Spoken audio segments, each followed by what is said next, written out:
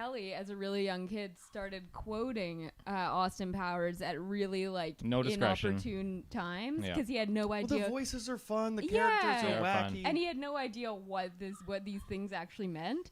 And so there are two instances that that I always remember. The first one is when we were on a chairlift, and it was like you, me, Mom, and a stranger that was on the chairlift with us. You were probably like five or six, something like that.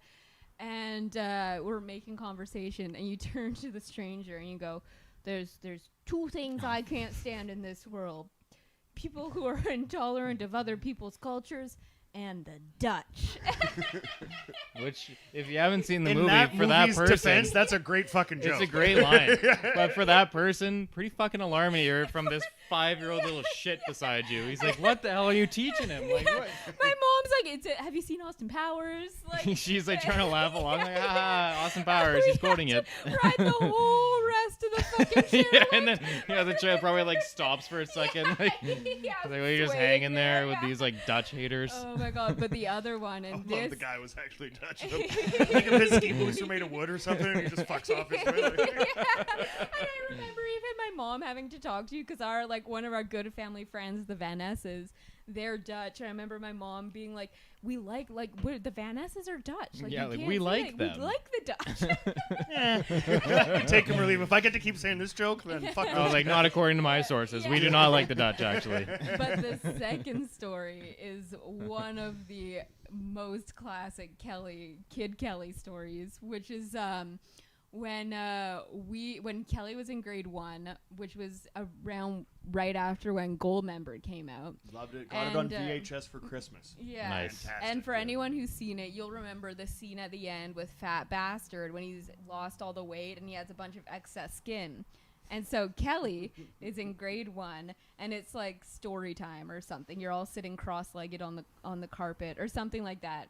I feel like you're painting the picture. You weren't there, but I like it. I don't remember it exactly. Well, because like I don't remember it, so this story would have come from this teacher going back and talking to our parents and being like, "What the fuck?" Yeah, and also an important detail for when I do your voice is that Kelly talked like a baby until he was like. Couldn't pronounce my R's. Yeah, couldn't pronounce his R's until he was like probably 11 or 12 because my parents. That sounds like like you like added a couple of years, but yeah, okay. No, but I think his dad's a little bit. It was longer than it should have been, and it could have been. There was like a speech therapist in our elementary school. I feel like 7 or 8 could have been long enough. You don't have to make him look like an asshole out here. I'm pretty sure it was like when the speech therapist, it was an option, and then Dad was like, "Okay, let's get this fixed," and Mom was like, "No, it's way too cute. We'll just leave it." Yeah.